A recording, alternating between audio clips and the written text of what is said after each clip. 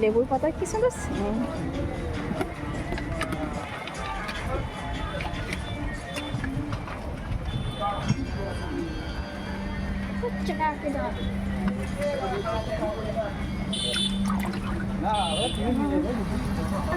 যেটা বললাম এটা